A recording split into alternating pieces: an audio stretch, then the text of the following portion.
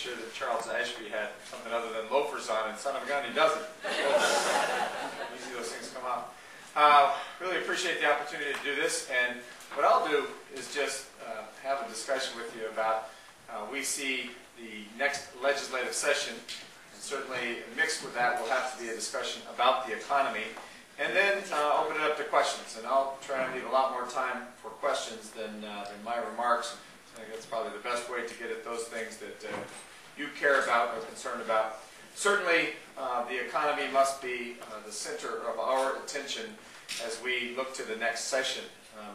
We understand, and you've heard me say this, I apologize for repeating, there's so many of you that are part of the press corps that you've heard me talk a lot about the economy, but there are others who are not, so I think it bears mentioning again. The national economy is in a very significantly difficult place, and we will not be immune from the worst effects of that, but having both watched all that is talked about in the national press with respect to other parts of the country, and certainly in interacting with my fellow governors, it is apparent that there are states who are in far worse straits than we are. Those states that that have been reported about, certainly California and New York are among them, but in the conversation we had with the President-elect, there was a great deal of discussion about the states from auto manufacturing, industry-heavy states like Michigan, and certainly even Ohio and Wisconsin. The governor of Ohio, you may have heard me say this before, Governor of Ohio told the President-elect in our meeting 2 weeks ago tomorrow that if he did not increase his budget nor decrease it, just flat budgeted for the next 2 years, at the end of that 2-year period, he would be in an $11 billion hole. $11 billion hole as a state. And so we understand that there are places that are worse off, but that doesn't mean that we're going to be immune from it. And certainly, because of the requirements that we have here in Colorado, that we balance the budget, we watch revenues very closely. It is why I requested an interim forecast, because in our September forecast we had a sense that the economy was flattening, but based upon what was happening around the country and things that we saw in other states, I requested an interim forecast, and in that forecast it confirmed our notion, right, that sales tax had negative growth. Sales tax revenue into the state was negative growth. Corporate income tax revenue into the state was negative, and capital gains was negative. The other category that we rely upon certainly pretty heavily is personal income tax, and that is a place where we've seen it declining from month to month, from October to November. And we'll see at the end of this week, when we get a new set of numbers for the forecast, where we're going to be and what it looks like where we're going to be in the first part of 2009. Now, as a part of this, you also know initially what we did was put in place a hiring freeze, and then also put a freeze on a certain number of capital construction projects and on the full-day kindergarten grants that we had made available. That was about $35 million. The other category wound up being about $50 million. So that's $85 million, and then plus what money we have available because of the hiring freeze that's been put in place. I also, just because this economy continues to worsen, and I meet with a group of people every couple of weeks who are stock analysts and stockbroker, investment banker, people from the private sector, and we discuss this, and there's a lot of discussion about the national economy and certainly about where Colorado is relative to the national economy. So understanding that there could still be in 2009 difficult straits for our economy, I've asked my department heads to go through their budget and look for 2.5% in cuts in their budgets. Doesn't mean we're going to do an across-the-board 2.5% cut. It just means that they have to begin this process of looking for cuts. And we hope to be more surgical than just across-the-board cuts.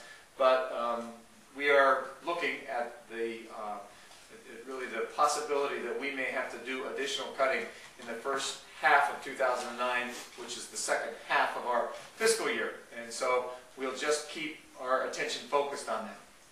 I went to Philadelphia and met with the governors, and the discussion in Philadelphia with the governors and the President-elect and the Vice President-elect was about the possibility of the federal stimulus package that could come after Barack Obama is inaugurated, that package offering some assistance to state government. And so I think that we can expect that the package will have in it a few different things. And again, pardon me for repeating, to those of you who've heard me talk about this before, but there was a great deal of talk about the safety net and the state's responsibility for the safety net. The governors urged the president-elect to look at the federal Medicaid assistance percentage, FMAP, and see if he'd be willing, as part of his stimulus package, to increase the federal part of that, decrease the state part of that. That would provide some assistance to states, and particularly to states who went into this downturn earlier than Colorado and have already seen their Medicaid cases rising significantly as a result of unemployment in their states. There was also a discussion about the extension of unemployment insurance benefits.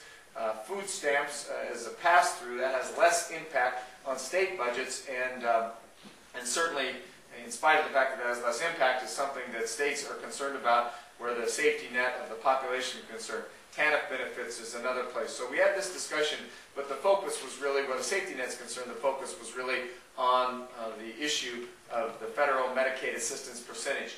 After that, we had a discussion about clean energy jobs and in the stimulus package, the things that might happen that could incentivize the build-out of a clean energy industry in this country differently than we have it at present.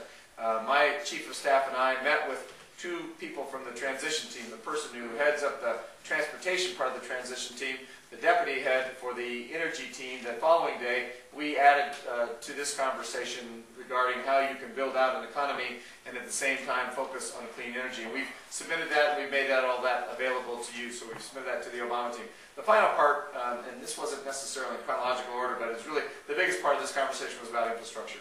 And so it was about transportation, and that means roads and bridges and highways, aviation projects, and really a sense that using this money to do something that the country needs to do.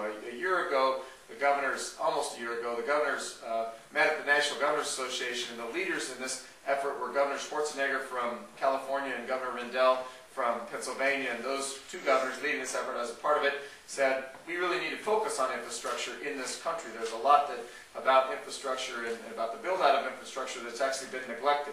We actually asked the president, when we met with him, President Bush, back in February of 2008, whether or not he would look at an infrastructure package in 2008. He's pretty direct and said no to the governors.